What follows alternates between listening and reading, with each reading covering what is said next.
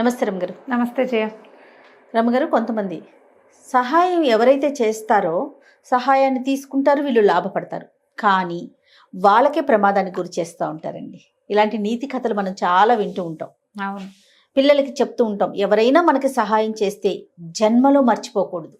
అదే ఆ సహాయాన్ని మనం ఏ పరిస్థితుల్లో ఉన్నా, ఎక్కడున్నా నీకు సహాయం చేసిన వాడిని మాత్రం గుర్తుంచుకోవాలి. ఇలాంటి నీతి కథ ఏదైనా చెప్పండి రమగారు. చెప్దాం. కృతజ్ఞత చాలా చెడ్డది జయ. నరకంలో కూడా దానికి పెద్ద శిక్షలు ఉంటాయి.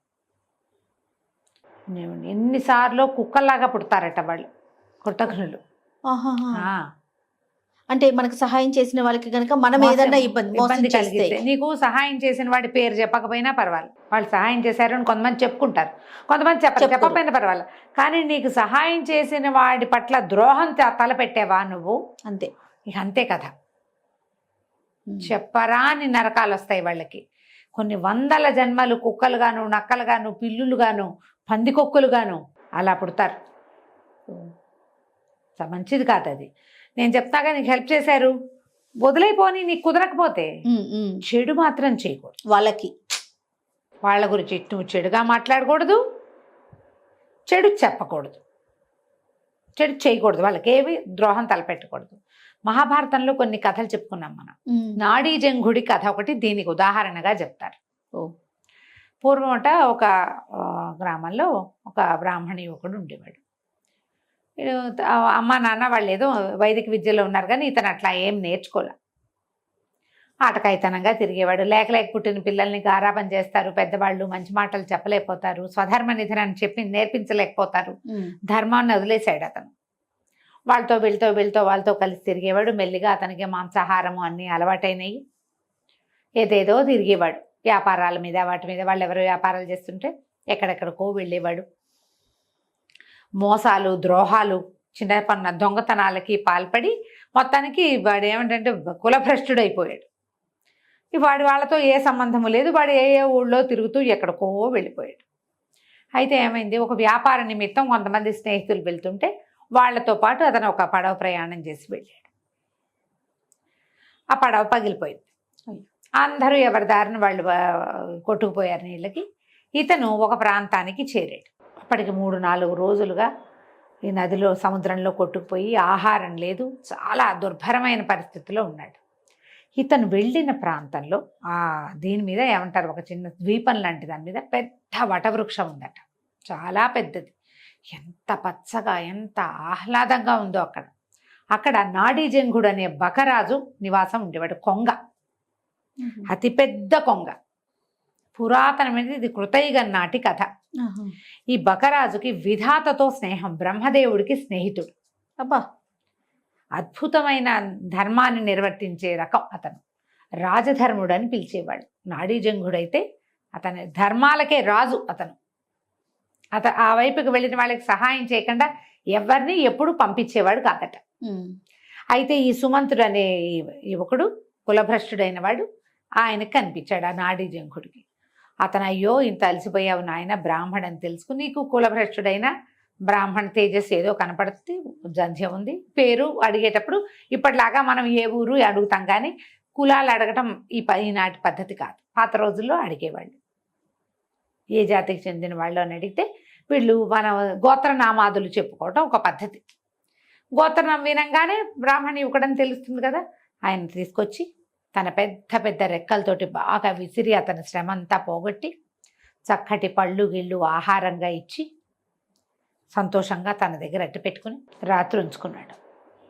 మర్నాడు పొద్దున ఏమన్నాడంటే, నాయనా, నేను నీకు ఆహారాన్ని ఇవ్వగలిగా, అలసట తీర్చగలిగాను. బాగా ముందుకు నడిచి వెళ్తే మధువ్రజం అనే ఒక పట్టణం ఉంది. దాని రాజైన విరూపాక్షుడు రాక్షసుడు, కానీ నాకు అత్యంత ప్రీతిపాత్రమైన స్నేహితుడు. అతనికి బ్రాహ్మణ భక్తి ఎక్కువ, బ్రహ్మదేవుని పూజిస్తాడు. నువ్వు అక్కడికి వెళ్తే నీకు కావలసిన ధన సహాయం చేస్తాడు. అది తీసుకుని ఇంటికి వెళ్ళి నీ జీవితాన్ని నువ్వు గడుపుకుందువు కానీ, ఓకే అని చెప్పేసరికల్లా ఈ సుమంతుడు సరేనని ఆ మధువ్రజానికి వెళ్ళాడు. వెళ్తే రాక్షసులు ఎవరు నాడీజంఘుడి దగ్గర నుంచి వచ్చాడని ఈ సైనికులు వాళ్ళు తీసుకుపోయి రాజుగారి దగ్గర ప్రవేశపెట్టారు. అతను మహాధర్మపరుడు, ఆ విరూపాక్షుడు దానపరుడు.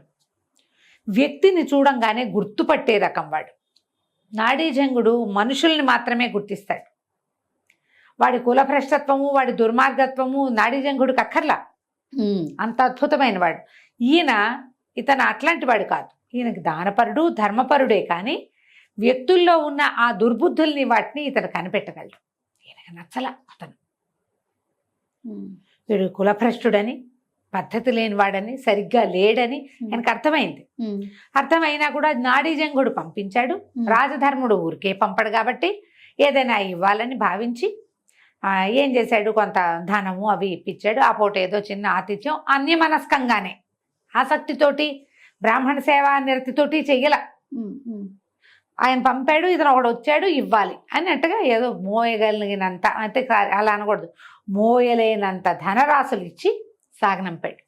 సాగనంపితే ఈ మధువ్రజం నుంచి మళ్ళీ ఇతను స్వగ్రామానికి వెళ్ళాలంటే నాడీజంగుడు ఉన్న ఆ మర్రి చెట్టు దగ్గరికే రావాలి. అక్కడికి వచ్చాడు. వస్తే అక్కడ వాళ్ళు ఏదో ఆహారం అది శుభ్రంగా తిన్నాడు. వచ్చాడు ఇక్కడికి. వచ్చిన తర్వాత ఈయన కూడా నాడీజంగుడు కూడా అతన్ని ఆదరించాడు. ఈ రాత్రికి నిద్ర చేసి రేపు వెళ్ళొచ్చు. ఇతను ఏమనుకున్నాడు, ఇక్కడి నుంచి నేను ప్రయాణం ఏ విధంగా చేసినా నా 5-6 రోజులు పడుతుంది. ఆహారం దొరుకుతుందో దొరకదో. ఈ కొంగ మంచి బలంగా ఉంది, ఓకే, కండబట్టి ఉంది కదా, కొంగను చంపేసి మాంసం పట్టుకెళ్దాం అనుకున్నాడు. చూసారా, తనకి ముందు 2 రోజుల ముందు చచ్చేందుకు సిద్ధంగా ఉన్న తనకి ఆహారం పెట్టి, రెక్కలతో వీవన విసిరి, పళ్ళు పెట్టి, పడుకోబెట్టి, మనిషిని చేసి నిన్ను బతికించి నీకు ధనం సంపాదించుకునే మార్గం చెప్పిన వాడిని నువ్వేం చేయాలి? కొంగని కొంగగానే చూశాడు. ఏం చేశాడు, చంపేశాడు. రెక్కలు అవి అన్నీ తీసేసి మాంసాన్ని పోసిన పెద్ద కొంగ మాంసాన్ని ఒక మూటలాగా కట్టుకుని దాన్ని భుజాన్ని వేసుకుని ఈ ధనపు రాసుల్ని కూడా మోసుకుంటూ వెళ్ళిపోయాడు. ఇక్కడ వీళ్ళకి ఏం అలవాటు, నాడీజంగుడి దగ్గర నుంచి ఎవరైనా గెస్ట్ వస్తే వచ్చినట్టు మధువ్రజానికి, లేకపోతే 2 రోజులైతే నాడీజంగుడే వస్తాడు. ఓహో, కబుర్లు చెప్పుకుంటారు. సాయంకాలాలు కాసేపు వచ్చేవాడు. వీడు బయలుదేరి వెళ్ళిపోయాడు. ఈ నాడీజంగుడిని చూసి 2 రోజులైంది. ఏమిరు మనిషి రాలేదు, ఎవరు రాలా ఆ పక్క నుంచి, కనీసం కొంగ పిచ్చిక అయినా వస్తాయి, నాడీజంగుడు రాలేదు అని ఆయనకి ఏదో అపశకునంగా అనిపించడం మొదలుపెట్టింది విరూపాక్షుడికి. కొంతమంది చారుల్ని పంపించాడు. భటుల్ని, నాడీజంగుడి కుశలం కనుక్కురండి, ఇక్కడి నుంచి అక్కడి నుంచి రోజు కబుర్లు వస్తూనే ఉంటాయి. ఏమీ రాబోయేసరికి ఆయనకు అనుమానం వచ్చింది. భటులు వచ్చేసరికల్లా వటవృక్షం బోసిపోయింది, రెక్కలు అవి తెగి కనపడుతున్నాయి, అక్కడ ఇక్కడ ఈకలు కనపడుతున్నాయి, నెత్తురుంది. వాళ్ళు పరిగెత్తుకుంటూ వెళ్ళి చెప్పేసరికల్లా ఈయనకి ఏమనుమానం వచ్చింది, దుర్మార్గుడైన కపట బ్రాహ్మడు ఒకడు వచ్చాడు, కులభ్రష్టుడు, వాడే ఈ పని ఏదో చేసుంటాడని ఆయన ఆ మేఘాల మీద పరిగెత్తుకొచ్చాడు. వస్తే ఏముంది, రెక్కలు, కాళ్ళు, ముక్కు కనపడ్డాయి. పరమ దుఃఖంతో అయ్యో దుర్మార్గుడికి ఇంట్లో అవకాశం ఇచ్చి ఇట్లా చేసుకున్నాడే అని వాటిని దహనం చేశారు, ఆ కనపడ్డ వాటిని. ఈ బ్రాహ్మడు ఏ దారిని వెళ్ళాడో వాడిని పట్టుకురండి అన్నారు. ఇంతలో బ్రహ్మదేవుడికి ఈ కబురు వెళ్ళింది. స్నేహితుడు కదా, వాళ్ళిద్దరు మాట్లాడుకుంటారు ఎప్పుడు. వాడిని పట్టుకొచ్చేసారు సుమంత్రుడు, సైనికులు వెళ్ళి పట్టుకొస్తే ఈయన ఏమన్నాడంటే, వీడిని చంపి ఆహారంగా తినండి అని భటులకు చెప్పాడట విరూపాక్షుడు రాక్షసులకి. రాక్షసులు నరమాంసం తింటారు కదా, చీచీ వీడు కృతఘ్నుడు, వీడి మాంసాన్ని మేము తినమన్నారు వాళ్ళు. కృతఘ్నుడైన వాడి మాంసాన్ని నరమాంస భక్షకులు కూడా తినరు ఆ కాలం. అది ముక్కలు ముక్కలుగా తరిగి కుక్కలకు ఆహారంగా వేయమంటే కృతఘ్నుడి మాంసాన్ని కుక్క కూడా ముట్టదు, కుక్కలు కూడా తినలేదట. ముక్క చెక్క తరిగేశారు. తరిగి మాంసాన్ని విసిరేస్తే కుక్కలు కూడా ముట్టుకోలేదు. వీడు కృతఘ్నుడు, వీడి మాంసం బాగుండదు, చెడు వాసన వస్తుంది, వాడు కృతజ్ఞత అందులోంచి బయటకు వస్తుంది. కుక్కలు విశ్వాసం గల జంతువులు కాదు మరి, అవి తినవట్టు. ఇంతలో విధాత బ్రహ్మదేవుడు వచ్చి ఈ నాడీజంగుడి ఇది చూసుకుని వాడి దగ్గర మాంసం కూడా దొరికింది, దాంతో దహనం చేశారు. ఆయన ఆ దహనం అయిపోయిన దాని మీద అమృత వర్షం కురిపించి నాడీజంగుడిని బతికించాడు. బతికిచ్చేసరికల్లా విరూపాక్షుడు కావలించుకున్నాడు, నేను నిన్నెంతో మిస్ అయ్యాను, నువ్వు కృతజ్ఞుడు, వాడి సంగతి నీకు తెలియక నువ్వు వాడికి ఆశ్రయం ఇచ్చావు, వాడే నిన్ను ఇట్లా చంపేశాడు, ఇంత అన్యాయం జరిగింది, భగవంతుడు ఉన్నాడు కాబట్టి నువ్వు బతికున్నావు, లేకపోతే నువ్వు ఎట్లా వస్తావు మాకు నీలాంటి వాడిని మేము కోల్పోతాం కదా అని కావలించుకుని చాలా దుఃఖపడ్డాడు. ఆ బ్రాహ్మడు ఏమయ్యాడో నేను నాడీ జంకుడు అడిగితే వాడిని ముత్తరించి కుక్కలకు ఆహారంగా వేసాం. కుక్క కూడా ముట్టలేదు వాడి శరీరాన్ని, వాడి మాంసాన్ని అని విరూపాక్షుడు చెప్తే, అయ్యో అయ్యో బ్రాహ్మణ వధ చేసావా నువ్వు, మారడానికి వాడికి ఇంకొక అవకాశం ఇవ్వండి, వదలకూడదు, నువ్వు చేసిన పుణ్యమంతా పోతుంది ఒక బ్రాహ్మణ్ణి వధిస్తే. వాడు కులభ్రష్టుడైతే వాడి భ్రష్టత్వం వాడితోటే ఉంటుంది, వాడిని చంపిన పాపం మనకొస్తుంది కదా. అతన్ని బతికిచ్చి అతనికి ఒక అవకాశం ఇవ్వమని అడిగాడు. ఆయన చూడు ఎట్లాంటి వాడు, ఇంత చేసినా కూడా. అప్పుడు మళ్ళీ బ్రహ్మదేవుడి వరప్రసాదంతో సుమంత్రుడిని మళ్ళీ బతికించారు. బతికిచ్చి ఈ అపార ధనరాశులు ఇచ్చేసి అతన్ని పంపించేసి, కృతజ్ఞుడు అయితే అంటే ఎవరికైతే కృతజ్ఞత ఉండదో వాడికి ఎలాంటి గతి వస్తుంది అంతే. ఇప్పుడు దీనికి ఈ జీవుడికి ఆయన చెప్పట ఇంత పని చేసినందుకు వాడి కర్మశేషాన్ని వాడు అనుభవిస్తాడు. రేపు మరణించి వెళ్ళాక వాడంతటి వాడిని మరణించని, చంపిన పాపం నీకెందుకు? ఈ కర్మబంధాన్ని అతను మోసుకోవాల్సిందే. అతను చేసిన చాలా రకాల దుష్కర్మలు, కులభ్రష్టత్వము, స్వధర్మ నిధనం చేయకపోవటము తో పాటు వాటన్నిటితో పాటుగా నాడీ జంగుణ్ణి సంహరించింది, ఆ పాపాన్ని కూడా వాడు మోసుకుంటాడు. కానీ వాడిని చంపిన పాపాన్ని నువ్వు మోయొద్దు అని చెప్పి అతన్ని బతికించి కాలక్రమం ఏ రకంగా అయితే అది అయిపోతుంది అని చెప్పి డబ్బిచ్చి పంపించేశాను.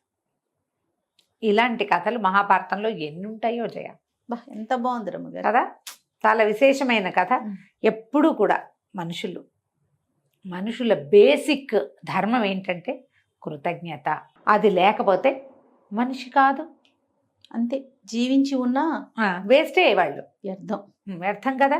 నేను చెప్పాను, నువ్వు సహాయం చేసిన వాడికి తిరిగా సహాయం చేయలేకపోయినా ఏం పర్వాలేదు. చెడు చెయ్యకు, చెడు అనకు, అంతే.